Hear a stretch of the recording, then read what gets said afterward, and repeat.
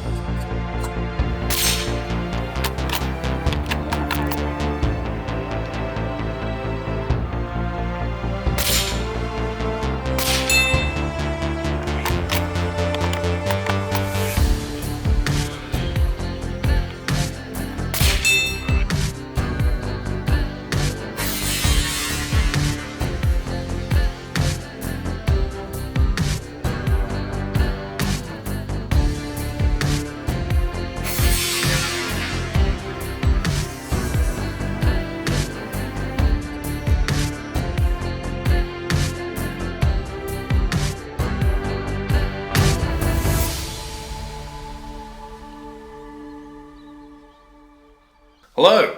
Yes, I'm back. Apologies for my recent hiatus from YouTube. It's been sort of a month or two between videos at the moment. Making videos has been a low priority for me at the moment just because of family and work commitments and other stuff, but we're here today to crack another one out with this beautiful little Element Helix.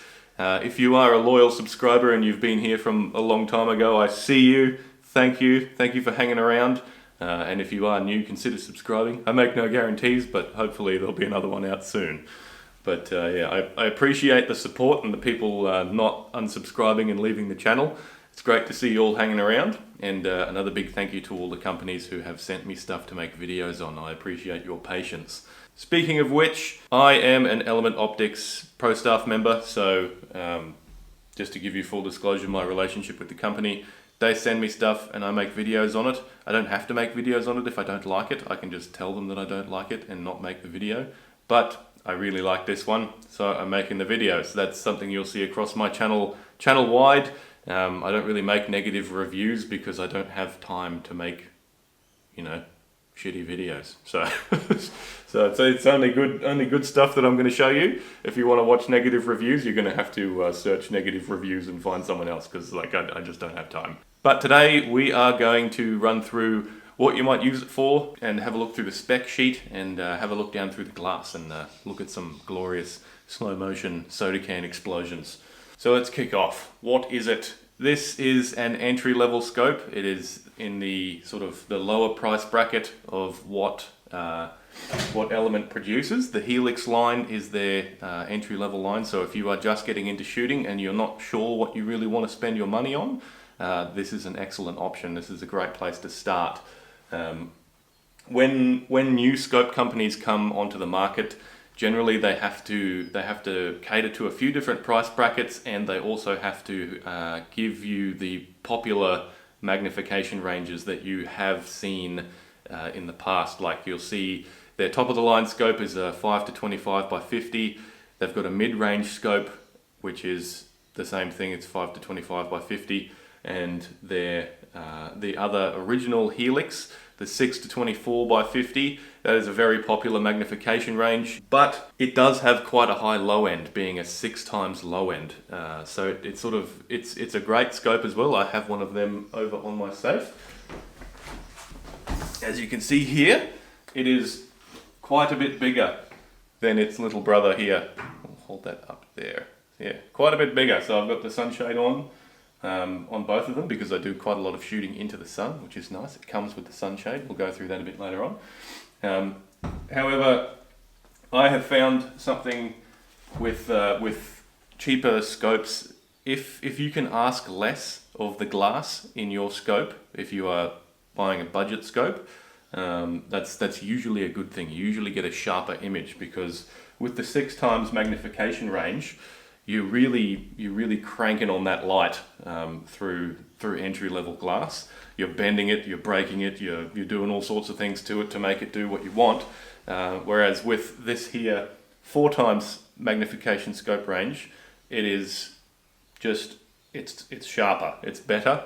And if you ask less of your glass in a budget entry level scope, you're doing yourself a favor, because most people actually need a low end, and they don't really need all of that top end. There's been many years of snipers using 10 times scopes to make 1,000-yard shots and all sorts of wonderful things. I'm not saying you have to do that, but I'm just saying it can be done, and it can be done effectively. And 16 times for the top end magnification range is plenty. You really don't need, you don't necessarily need 24 times. And that's not to say that if you do have a 6 to 24 times scope, you've made the wrong choice, because you can just turn it down to 16. But that's plenty. That's plenty for me, at least.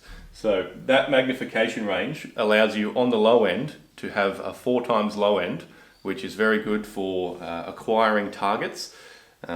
One of the first mistakes that you will make if you crack on with competition PRS type shooting, where you're moving between barricades and acquiring targets at different ranges, is having your magnification wound all the way up. You want to start with your magnification wound all the way down and have the widest possible field of view, so that you can actually put yourself on target and then crank the magnification up. And if you have a 6 times low end, that's actually quite high. You really want 2, 3, 4 times low end. And that's what this scope provides for you. So now that Element has all of the extremely popular scope magnifications out in the 6 to 24 and 5 to 25 times zoom, where basically people just look at them and think, oh, that's a very powerful scope and it does what I want it to do, so I'll take that one, that makes more sense. I've got the top end there if I need it. They can start making these slightly more specialized scopes, which really, I think if you go low. You want 1 times, 2 times, 3 times, 4 times low ends, not 5 and 6 if you are doing practical stuff. It's excellent to have the high end for bench rest stuff, but for practical stuff, I'm a much bigger fan of low end stuff, because you do have the precision in the lower end scopes, but it's just, that low end is really important if you're doing practical things. So my philosophy of use, if I was to quote our Lord and Saviour Nut and Fancy, is for practical things, if you're hunting, if you're doing PRS, if you're moving and shooting, if your target is moving, and if your target is shooting back, make better choices. But if you're doing practical stuff, get the 4 to 16 by 44, don't get the 6 to 24 by 50. Because it's smaller, it's lighter, it's easier to maneuver around, and it has that nice low end and the wide field of view. Crystal clear glass because you're asking less of it, brilliant. And if you're doing bench rest type stuff, maybe go for the 6 to 24 by 50, because a little bit more top end grunt will help you out there for that extreme precision that you're looking for. So, feature set is the same as the original HELIX. It has a first focal plane. This is the only one that's available at the moment, I believe, and it is the APR2D reticle in the first focal plane. It has the same quick reset turrets that you get on all of your HELIX model scopes. They are excellent turrets. Listen to this. We'll go over here. Here we go.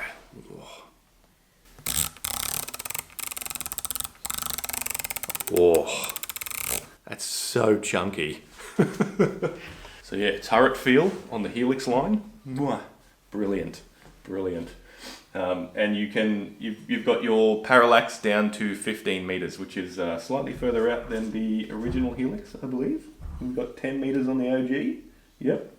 But it doesn't make a huge difference. I think if you do the math on one of those parallax calculators on the interwebs, you will find that there is a very minimum difference between 5 and 10 meters with the parallax.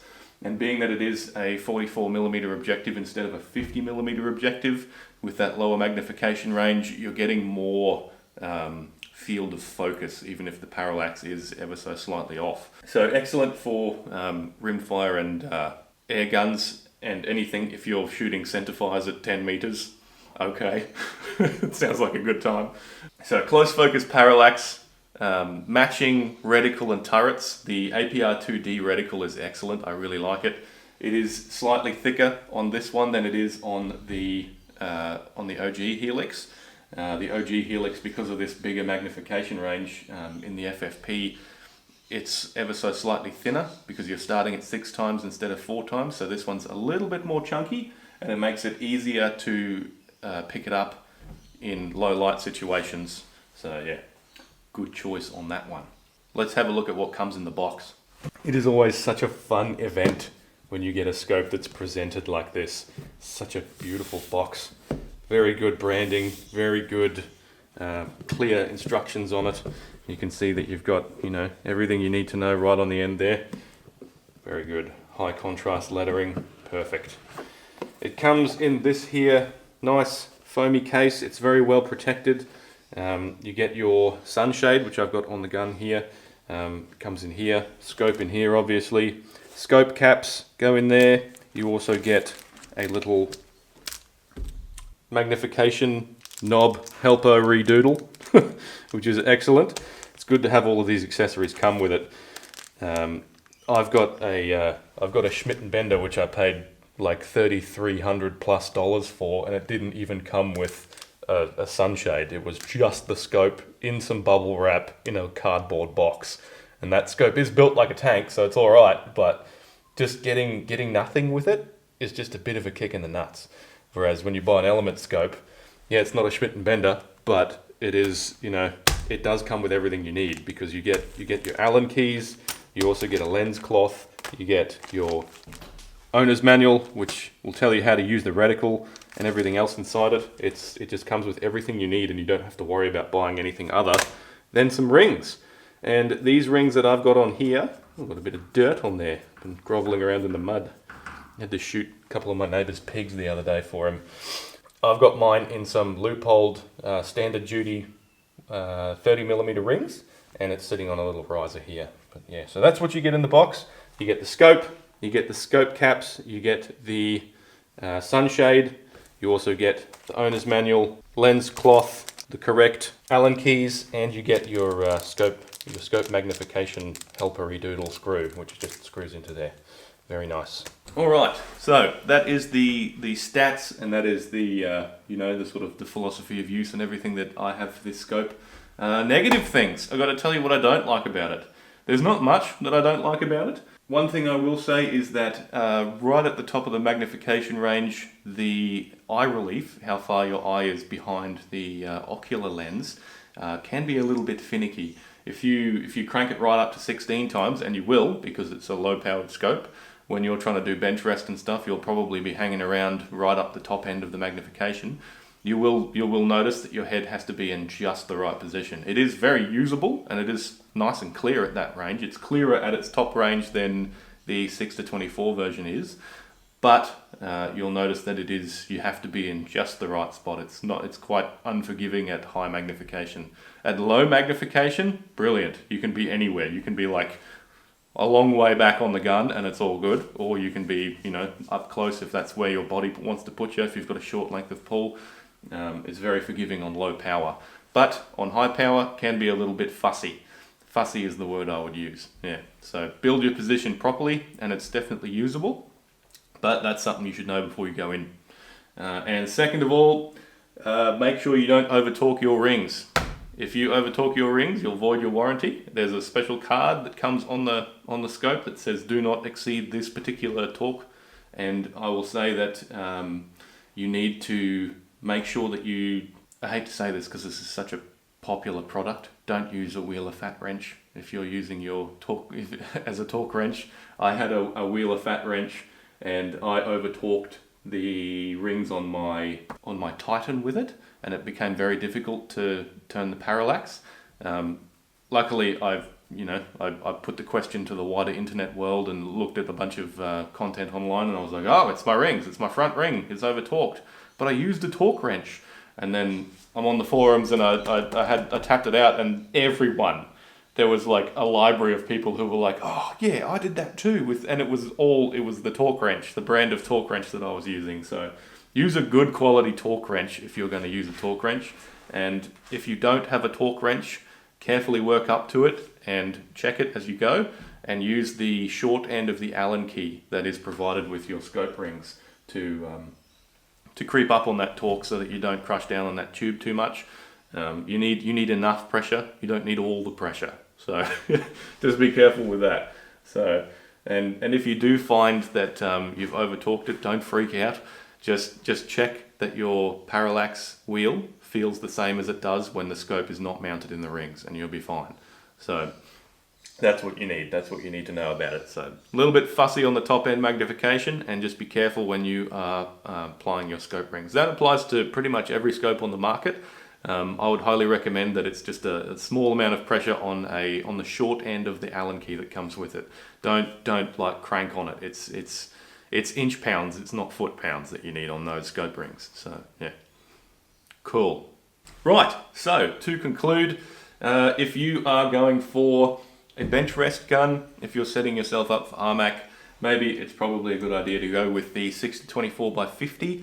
But if you are looking to go out and do a bunch of hunting, if you are, a PRS shooter or any sort of practical move and shoot type shooter, this little 4-16 is my choice. Like between the two of these scopes, if I had to send one of them back, I would send the 60-24x50 away, and I would keep this 4-14. That smaller form factor, it makes it so much lighter and so much easier to move in and out of the bush and up and down on barricades and all sorts of different practical shooting applications. It just really shines. So yeah, highly recommended for that. And because you're not asking so much of the glass, it is clearer. I think it's clearer myself. I don't have any sort of way of measuring that. But my own personal opinion, I look through it and I think this is clearer than the other one. And I think it's because you're just asking less of the glass. So same great feature set as everything else is pretty much equal. It's just the size, the magnification range, and the application is slightly different to this other HELIX. And I really do think that, I know the 6-24x50 is always going to be more popular than the 4-16 by, because when an entry-level shooter sees a bigger number, that's what they go for. And that's why they made this scope first. They gave it the right feature set for that magnification of scope. But this, in my opinion, is a more useful scope. It has a better arrangement of features for more people. And if I could snap my fingers and make the world the way I think it should be, that would have been that should be the most popular scope, not the 6-24x50. But the people want what the people want, and more power to you if you want that. So happy days. I hope you enjoyed today's video. I will endeavour to make more videos more often. I have to do some night vision stuff coming up in the future because I have another wonderful torch from Brynite to review. So yeah, subscribe if you're into it. If you're not, thanks for coming, and I'll catch you in the next one. Cheers.